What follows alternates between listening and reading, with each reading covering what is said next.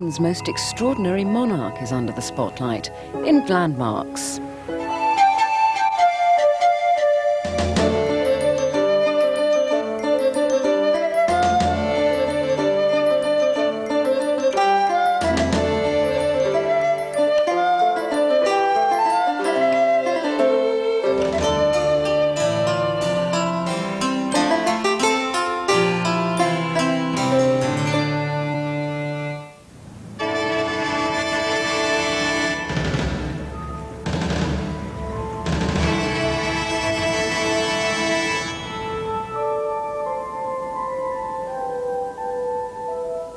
We, Henry, King of England and France, and Lord of Ireland, hereby command and direct that our body be buried in the choir of our college at Windsor, midway between the stalls and the high altar, with the body of our true and loving Queen, Jane. In a vault beneath this marble slab are deposited the remains of Jane Seymour, Queen of King Henry VIII, and also King Henry VIII himself. So who was Henry VIII? Was he the handsome 17-year-old boy who ascended the throne? Was he the writer and musician round whom a brilliant court danced? Was he the ruthless and cunning politician who sent even his wives to their deaths? Was he the overweight old man who spent his life in search of fame and glory? Some things about Henry VIII are certain. He ruled for 38 years. He transformed the country and created a legend that has survived to the present day.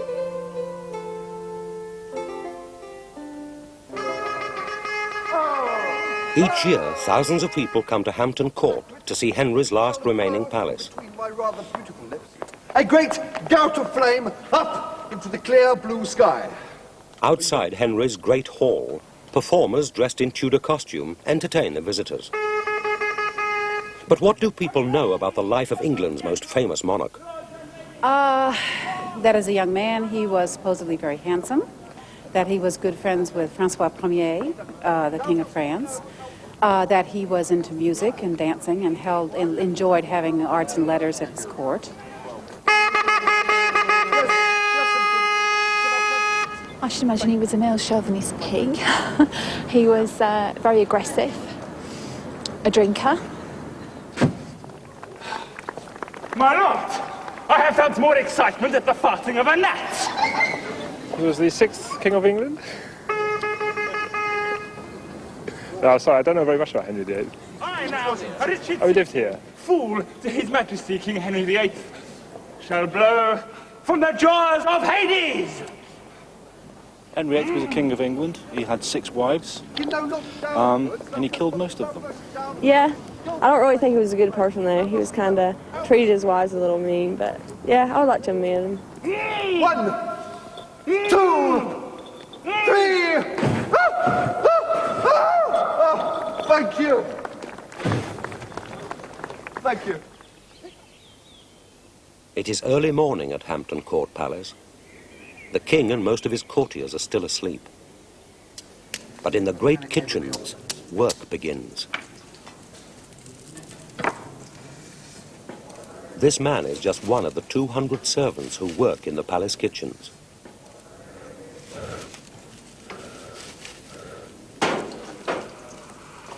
It's his job to light the charcoal stoves, over which all manner of delicate sauces will be cooked.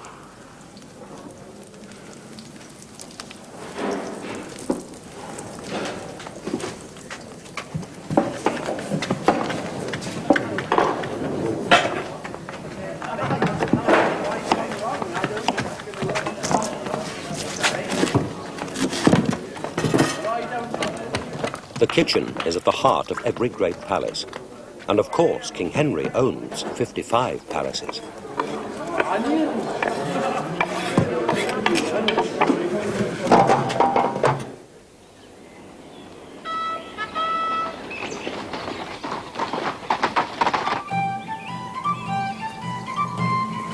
Hunting had always been the sport of kings, and Henry VIII was an enthusiastic hunter.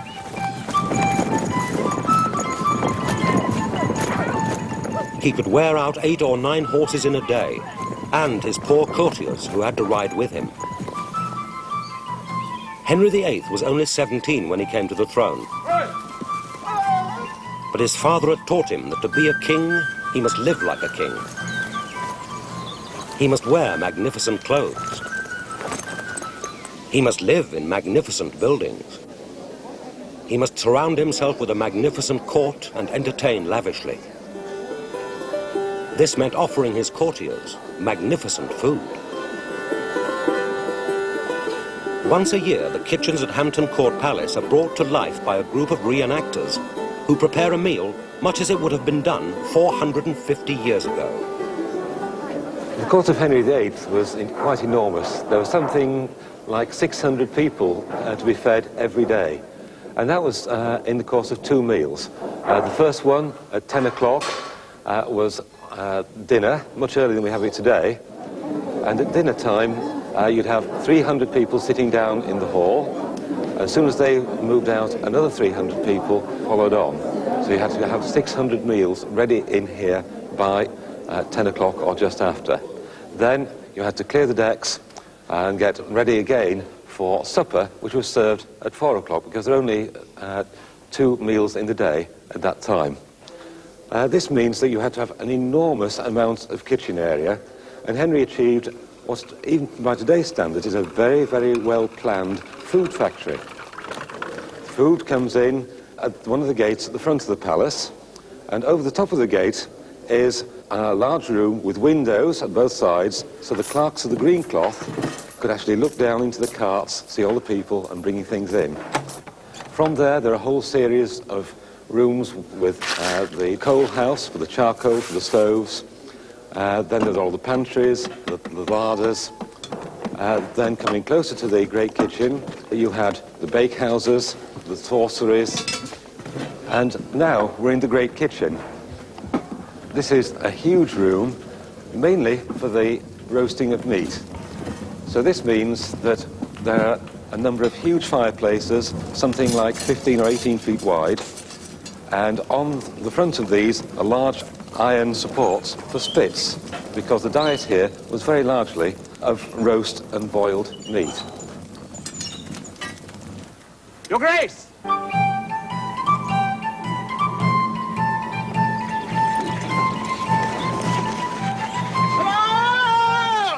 The amount of food eaten by Henry's court was extraordinary. In 1 year, they consumed the following: 1,240 oxen, 8,200 sheep, 2,330 deer, 760 calves, 1,870 pigs, and 53 wild boars. While Henry spent the day hunting, England was governed by his chief minister, Cardinal Wolsey. In 1520, Wolsey arranged a summit meeting between Henry and Francis, the King of France. Preparations took months. Amongst the busiest members of the royal household were the armourers. They had to make new suits of armour for the king, who was going to take part in a series of tournaments and mock battles. Henry was determined that his armour should be just as splendid as that of the French king. Some of Henry's armour still survives. It's kept in the Tower of London, where it's looked after by the curator, Karen Watts. All armours are made to measure, so we know this one was made for Henry personally. Henry was 6'2", and when this armour was made, a young man. Very active, very fit. He was a very fine tennis player, very fine dancer and athlete, and he was particularly keen on tournaments. And this armour is for combat on foot. The armour is a magnificent piece of engineering. He could easily run and walk in this armour. It encloses him from head to toe, front and rear. And every single part articulates and moves. Henry would be holding a two-handed sword in this hand, and he needs to be able to move and articulate.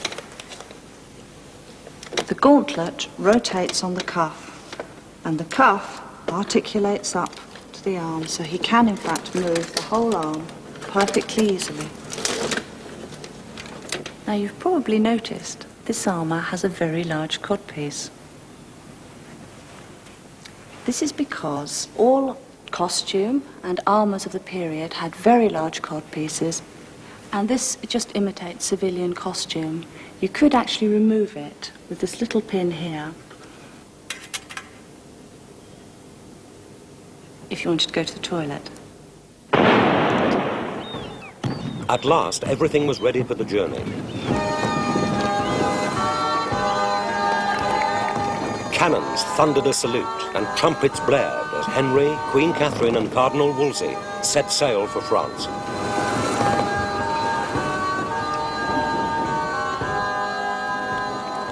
Thousands of courtiers and servants accompanied the expedition.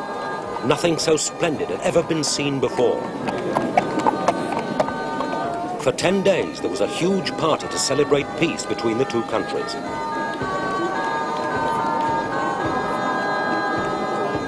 Henry took to France a splendid palace made out of wood and canvas in which to entertain the French king.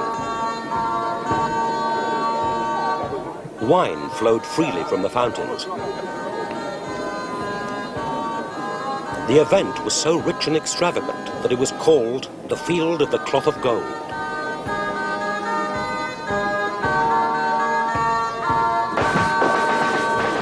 By night, there were fireworks, and a great dragon burnt across the sky. By day, there were wonderful displays of jousting in which both kings took part.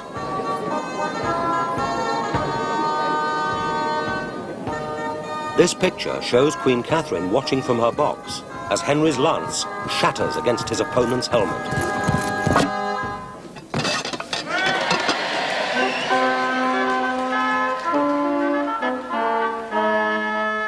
After the joust, Henry leads a procession back to the palace, where there will be yet another banquet. Despite all their promises of peace and friendship, within 2 years, Francis and Henry were again at war.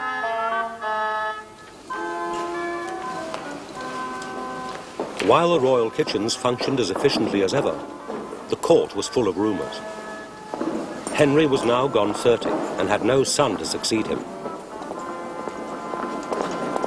His wife Catherine was nearly 40 and past childbearing.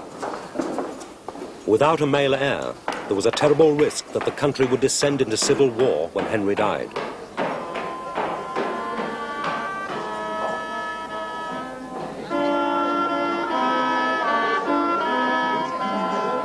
Some men could still remember the Wars of the Roses when the king was weak and mighty noblemen had struggled to win power for themselves. At Henry's court, the struggle for power continued in other ways. Men were not satisfied just to eat the king's meat and drink his wine. They attached themselves to those who had influence with the king. They questioned the loyalty of their rivals. Above all, people did everything they could to win the king's approval. It was a dangerous game they played.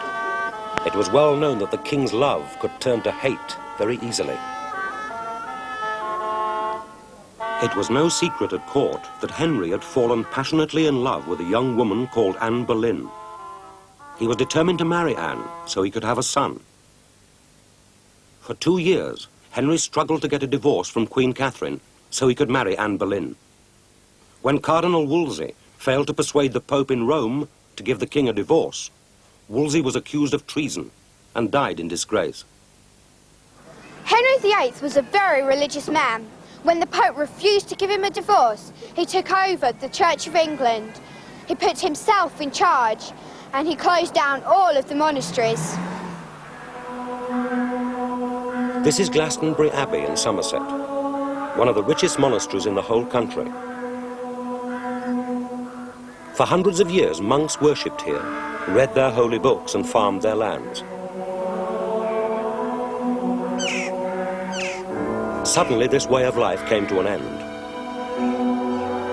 The monks were made to surrender their monasteries and their lands to the king. They themselves were pensioned off. At Glastonbury, the abbot's kitchen survives intact. It gives some idea of how grand the abbot was. Grand or not, when the king heard that the abbot had been found guilty of hiding away his treasure instead of handing it over, he was furious. The abbot and 2 other monks were taken to the top of Glastonbury Tor. Here, overlooking the monastery, they were hanged. A dreadful warning of what happened to those who defied King Henry.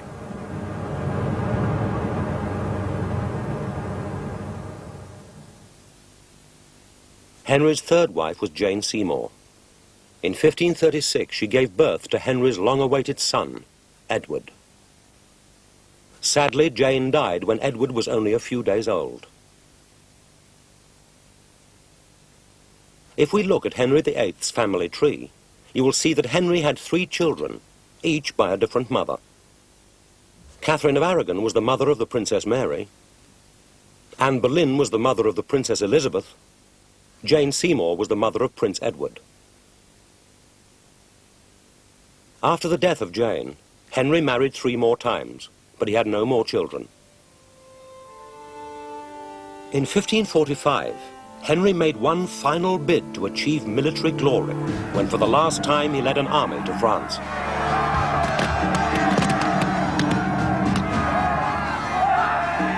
For a month, Henry's troops lay siege to the city of Boulogne.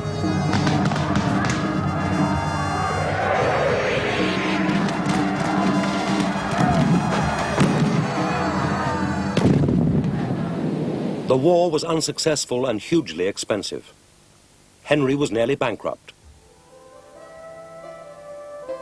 This picture shows King Henry on his deathbed. He is pointing out his 9-year-old son, whom he wishes to rule after him.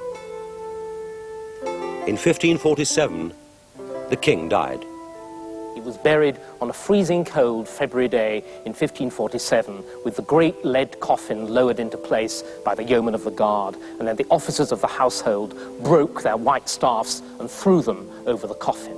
But the great tomb that he wanted was never built. It was never built because his little son, Edward VI, was bust. And he was bust because his father was not only a big man, he was a big spender. In short, he was a star who wanted to be great. He spent his money on hunting parks, on palaces, and above all, on war. Now, Henry VIII presents us with one of the greatest challenges to our understanding of the past, because what he wanted is different from what we want. His values are different from our values. He loved hunting, he loved pomp, circumstance, and war. And above all, he wanted to make England great. He was a nationalist. We don't like those things, but his people did. They thought he was indeed, as he wished to be, King Henry the Great.